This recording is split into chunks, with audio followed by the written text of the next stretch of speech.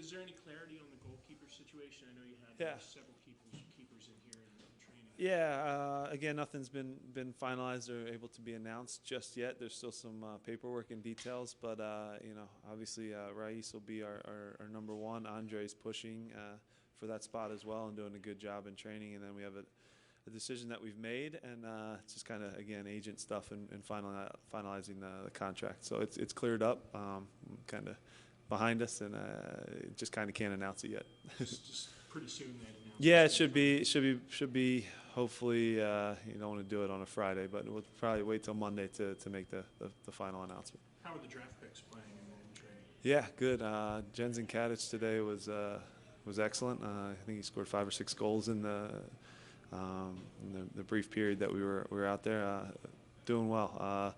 If I go through all of them, Bird has done very well. Is able to get himself out of trouble. He's good in tight spots and can really pass the ball. You know, I was joking the first day. I was joking with him. He played one like 40-yard ball, and I kind of didn't know if he quite meant it. And then he did it 2 or 3 more times, and I said, okay, this kid can play. You know, you start to realize it. And he's a good player. He's a good competitor. He wants to win and brings a lot of good qualities in the center midfield. Katic has been excellent around the goal. He's class. He's special. You know, you're talking about a guy who has that knack in front of goal. Just for whatever reason, balls bounce to him, and he's calm enough in front of goal, and he finishes them. So been very happy with the two of them. Aaron Simmons has come in and done a good job. He's starting to get caught up to the speed of things, so we're excited to see some progress in that regard. I think early on, if I'm being honest, it was a lot. It was fast for him, but he's kind of settling in and has a little bit of comfort level. Every rookie goes through these kind of learning curves and growing and getting adjusted. It's hard on turf too. It's fast out there, you know, and can be a little chaotic. But he's been good. Last 2 days were his better days, and then Raymond Lee has come in and been really impressive for a guy that we picked as late as him to have a left foot. Again, early comparisons, he was the second fastest guy when we did our 40-yard dash. He was behind Ray Gaddis. His name's Ray. It's starting to look like he could be a left-sided type of Ray Gaddis, where his game is simple. He's got better feet than people think. We give him probably credit for. Good left foot, can actually play a ball with his right foot. Kind of is quiet and just goes about his business. So I'm very happy, pleasantly surprised with what he's brought to the table, and has been good every day. If any of Barry, Marquez, or White have great preseasons, Yeah. Is there any chance Mo might move back into the midfield, or is that still dependent Yeah, on I mean, situation? the good thing is, yeah, it's a great question. The good thing is Mo's versatility. You know, he brings the ability to play center back at the international level that he's done, you know, in Mexico, and had success with us there, and can also play central midfield. So a guy who gives us that versatility. We are going to add some pieces at the center back position in the near future, hopefully. You know, if that gets finalized, you know, you might see Mo creep up into the midfield. I don't want to give a final answer because Mo gets excited when he hears that stuff. But, you know, it is dependent on what we find, you know, and what is the best that makes the most sense for the team, you know. And Mo is on board with either. Obviously, he has a preference. You know, he prefers midfield. So we'll tackle that as these signings kind of fall into place and things get resolved. Anything specific from last season that you're focusing on this Yeah. preseason?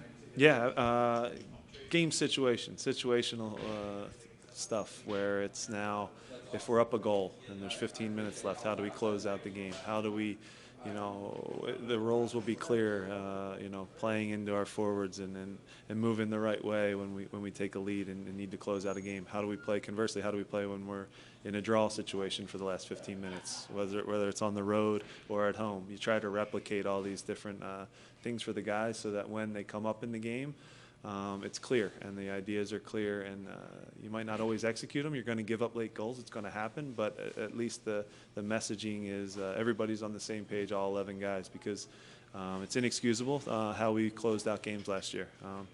It's really, really disappointing if you look at the points lost after the 75th minute. It's something that I've been hammering home from day one in here, and our goal is to be back in the playoffs. This club needs to be in the playoffs, not just 1 year, then out for 2 or 3. It has to be known as a team that's always in the playoff picture, you know, because we have quality. We just have to learn how to close out games and win. I think it was.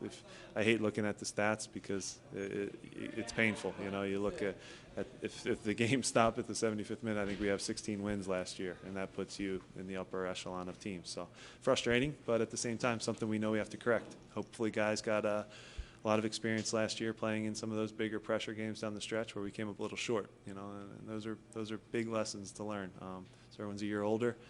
We'll add some more pieces still. I know the fans are anxiously waiting and some are frustrated, but they're going to come. I just would remind them that Maurice, Vincent, and Chaco were all added, you know, right around this time frame last season. So there's good things coming. And the group that's here, I believe in it, is that much better a year later. One of the things I noticed from coming to the open practices for the last 4 years is it seems to be more competitive this year. Guys seem to be going for it more. Yeah. It just seems more intense.